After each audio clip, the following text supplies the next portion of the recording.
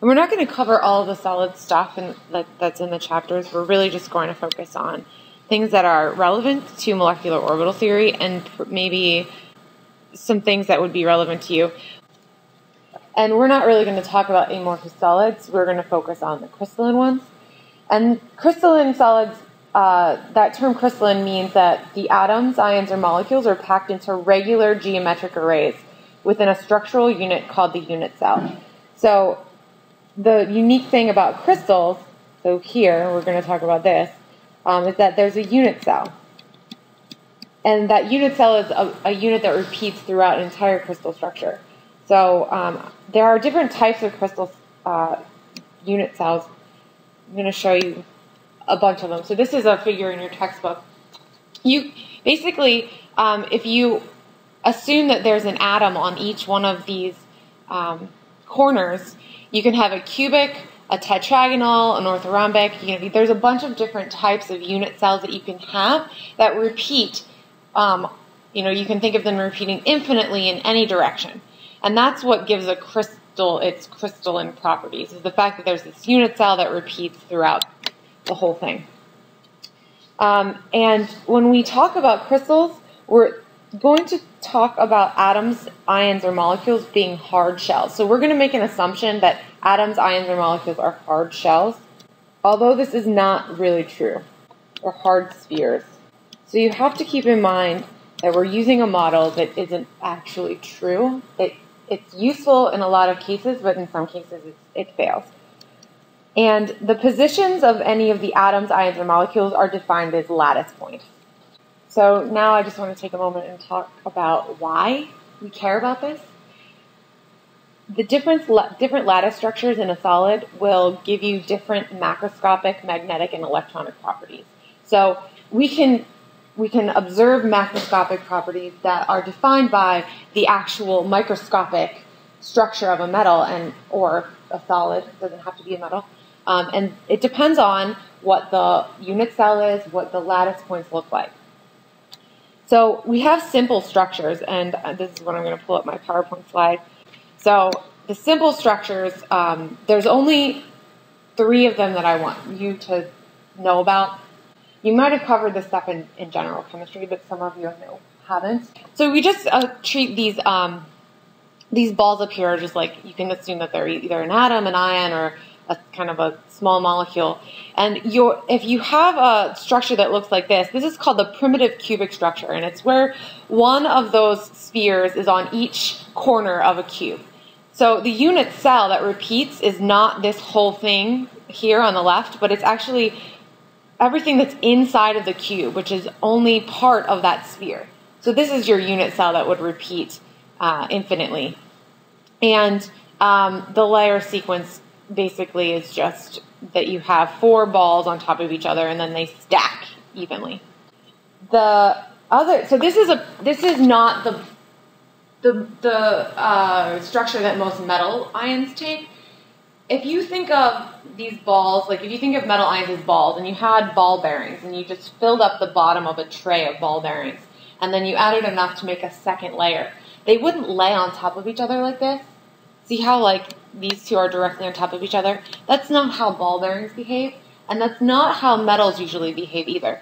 They adapt something called a close packed structure, where each one of the next ball on top, so if this is the first layer down here, the ball on top would actually lay in the little hole here, or the divot created by the other ones. And these are called close packed structures.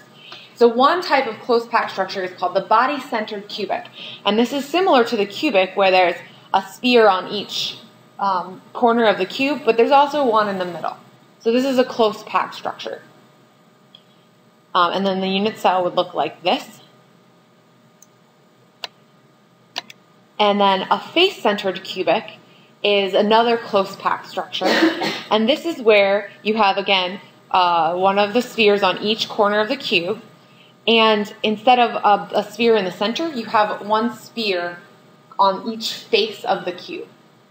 Okay? And so half of the spheres on the face are inside of the cube, and that's your unit cell. So these are faces. This is face-centered cubic, body-centered cubic is another one. Those 2 are close packed structures, and those are the most common that you'll see with metals. So this is the structure you get. So the first layer goes on, the blue layer. The second layer is the red layer, and you see that the second layer will like lay inside of the little divots created by the first. There's two ways that you can do the third layer, and that is basically what gives you the structure. So one way is to put the third layer directly on top of the first. So this is called hexagonal close packed. It has an ABA structure. And then that's what the unit cell looks like. And then this is where you have the third layer on top of the holes left by the first layer, but not directly on top of those balls. This is another one, face-centered cubic. So these are just the common structures. You can calculate a coordination number. So notice that the ball in black here, so in its own layer, it has 6 nearest neighbors. And then the layer on top would have 3, and the layer on the bottom would have 3. So it has actually a coordination number of 12. So this is very different from what you saw in organic chemistry, where bonds had directionality. This could be a sodium metal. Okay, sodium has 1 electron, and yet it would have 12 nearest neighbors. So we're diverging from the old model of the 2-center, 2-electron bond. So when we think of a carbon-hydrogen bond, the carbon and the hydrogen are the 2 centers, and the bond is 2 electrons. So that's a 2-center, 2-electron bond. This is a 13-center, 1-electron interaction. So metals are very different than, they don't have what we normally think of as covalent interactions. These are strong interactions, but they're very different from the 2-center, 2-electron bonds that we are used to. When you have these structures, you have holes. So you can have little holes in there. And these are interesting because if you have a mixture of metal ions, for example, and you have one larger metal and you have a smaller metal, the smaller metal can fit inside the holes of the larger. And this is one way you can get an alloy. So let me get out of here and go to my notes. Okay, so let's talk about metallic crystals. So most of the metals crystallize in hexagonal, close-packed, cubic, close-packed, or body-centered, close-packed structures. And an exception to that is actinides, but we're not going to talk about the actinides. Actinides are weird about everything. Now, the properties of metals are unique. And as I just said, you're not dealing with 2-center, 2-electron bonds. And this is what allows metals to conduct electricity. They can conduct electricity, they can conduct heat, and they're usually malleable. And the malleability is due to non-directional bonding, that those kind of promiscuous interactions that we think of as bonds. And what this allows metals to do is slide over each other. So they can slide, two metals that are interacting can slide apart from each other, and then, those two metals can interact with different metals in the lattice structure. And those two different structures are often of the same energy, and so there's no energy cost really to changing the structure. There might be an activation energy, but they're always going to be equal structures. This malleability is also facilitated by imperfections in the crystal structure. So those crystal lattices that I just showed you, that's the ideal case, or the common, our model, but metals aren't perfect. There's often a piece missing, or there might be an extra atom jammed in there, and it causes imperfections that make the metal malleable. Another interesting thing about metals is that they change phases, just like other things. So they change phases based on pressure and temperature. So I can draw a phase diagram for iron 0 to demonstrate this. So I'm going to draw a temperature on the y-axis, pressure on the x-axis, and there will be a line that looks kind of like this, where at high temperatures and low pressures you have liquid. At low temperatures and low pressures, though, you have a solid, and it's usually a body-centered cubic. Base-centered cubic is there, and hexagonal close-packed structure is there. So based on the temperature and the pressure, you can actually change the unit cell of the iron metal. And this is an example of how this type of behavior cannot be explained by the hard sphere model. And it's just a reminder that metals are not actually hard spheres. They have more complex interactions that are a balance of attractive and repulsive forces. But these different phases are often used by engineers. You can kinetically trap some of these phases. So in some cases, like the face-centered cubic might be a more brittle metal that's strong, whereas the body-centered cubic could perhaps be something with a different property, like it's more malleable, so it has a little bit of more of a bend to it. And so often you'll hear of tempering metal. I think I'm saying that right. I think it's the tempering of the metal, where you basically heat it up to a certain temperature where you have one of these phases, and then you cool it quickly so that you trap it in that phase, and then you can get the property that you desire in your metal. So those are the metallic structures. You also have simple structures for non-metals, like diamond is a really good example. Diamond has a cubic structure, and I'm not going to try to draw it because it's basically tetrahedral carbons in all directions, and it's another example of a structure, but those are examples of more covalent bonds. Are you guys interested in alloys? So I'll just tell you a little bit. So there are binary compounds of metals, and those are these are like alloys, where you're mixing two different metals together, or perhaps a metal and a non-metal.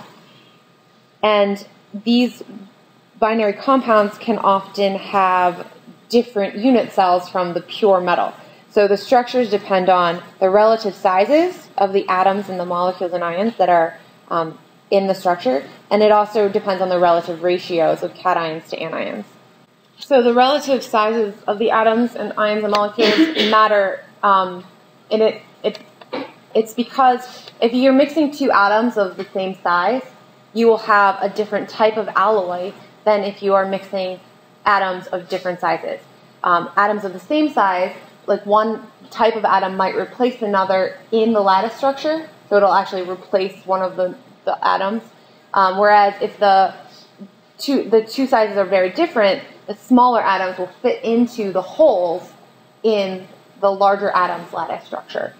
And those two different things are called substitutional alloys and interstitial alloys. So these are metal alloys that I'm talking about. So metal alloys are defined as a mixture of two or more metals, or a metal and a nonmetal. And the reason why we use alloys is because alloying changes the physical properties and the resistance to corrosion, and that's a very common reason. It can change its behavior when it's exposed to heat, and I'm just representing heat by a little delta, and other properties as well, like its tensile strength. So let me give you an example of a substitutional alloy. So if I had an alloy of 92.5% silver plus 7.5% copper, this is better than for some applications, it's better than pure silver. It only has a small percent of copper in it, but this gives you sterling silver, and it changes the properties so that the sterling silver does not tarnish, whereas regular silver does. Does anybody have a grandmother that has silver, like actual silverware, and she has to polish it all the time? Yeah. So now a lot of our silverware is made of sterling silver or some other material. for that reason, a lot of your jewelry is made of sterling silver because then it doesn't tarnish. So again, a substitutional alloy. Let me pull up my structures here. So it's silver, and I don't know what the normal structure of silver looks like, but for example, if you had silver in a face-centered cubic, the copper would simply replace one of these big balls that are already there. So you would take a silver ion out and put a copper in. So that's a substitutional alloy. You're actually substituting. So you retain the original lattice structure, and this comes when we call them the solute atoms are about the same size as the solvent atoms. And again, they replace the solvent atoms at the same lattice points, so that's why it retains the lattice structure. And then the other type that we're going to talk about is the interstitial. And this is where the solute atoms are actually less than or equal to 0.41 times the radius of the solvent. So again, this is an example where you're really treating them as hard spheres, and their properties are dependent on their radius.